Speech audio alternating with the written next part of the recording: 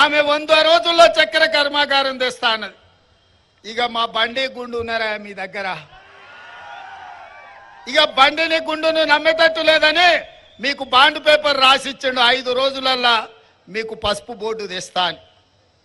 మరి రాజ్నాథ్ సింగ్ గారు, రామ్ మాధవ్ గారు, భారతీయ జనతా పార్టీ నాయకులందరూ చెప్పిండ్రు పసుపు బోర్డు ఇస్తామని.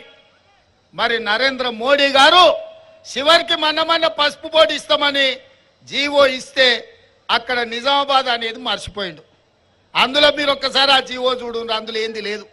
ఎక్కడ పెడతాడో నాకు తెలియదు. హిమాలయ పర్వతాలలో పెడతాడో, శంకరగిరి మాన్యంలో పెడతాడో, లేకపోతే నిజామాబాద్ గడ్డ మీద పెడతాడో.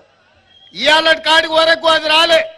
కానీ ఆయన మారు వేషంతో ఇక్కడ పెట్టిన స్పైసెస్ బోర్డును అదే పసుపు బోర్డు అని నమ్మించే ప్రయత్నం చేసిండు, బుకాయించే ప్రయత్నం చేసిండు. గిదే గది గదే గిది అని. నేను అడగదలుచుకున్న మిత్రుడు ధర్మపురి అరవిందును, గ్రామాలలో బట్టలు ఉత్కనికే రిన్ సబ్ అని ఉంటుంది. ఈ రిన్ సబ్ కు డూప్లికేట్ కింద సేమ్ అట్లనే ఉంటుంది రన్ సబ్ అని ఒకటి వచ్చింది.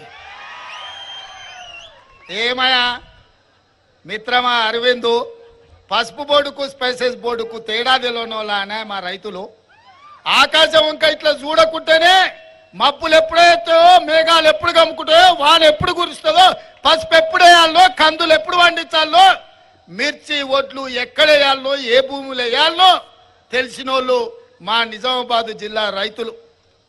వెనకటికి ఎవడనంట తాతకే దగ్గు నేర్పిండంట. ధర్మపురి గారు ఇవాళ మా నిజామాబాద్ రైతులకు బోర్డుల గురించి చెప్తున్నాడు. ఒకవేళ నిజామాబాద్ రైతుల గురించి తెలుసుకోవాలంటే అరవింద్, నువ్వు కాన్వెంట్ స్కూల్లో చదివినా నీకు పెద్ద తెలియదు, కానీ ధర్మపురి శ్రీనివాస్ గారిని అడుగుండి చెప్తారు ఈ ప్రాంత రైతులు ఎంత చైతన్యవంతులో. ఇవాళ నేను గర్వంగా చెప్తా, హర్యానా పంజాబ్ రైతులు ఈ దేశంలో ఏ సమస్య వచ్చినా నిలబడి ప్రధానమంత్రి అయినా కేంద్ర ప్రభుత్వాన్ని అయినా నిలదీసి మెడలు బట్టి వంగబెట్టి సమస్యల్ని పరిష్కరించుకునే శక్తి హర్యానా పంజాబ్ రైతాంగానికి ఉంది.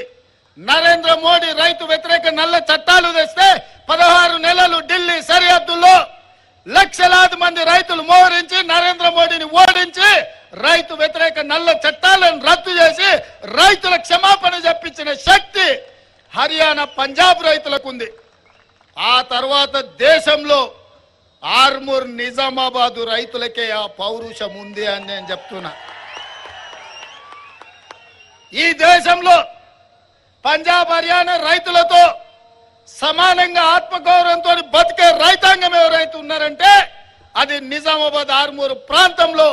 ఈ ప్రాంతంలో పసుపు వండించే, ఎర్రజొన్నలు వండించే రైతులు ఏ ప్రభుత్వాన్నైనా మెడలు వంచి వాళ్ళ సమస్యల్ని పరిష్కరించుకునే శక్తి ఈ ప్రాంత రైతాంగానికి ఉంది.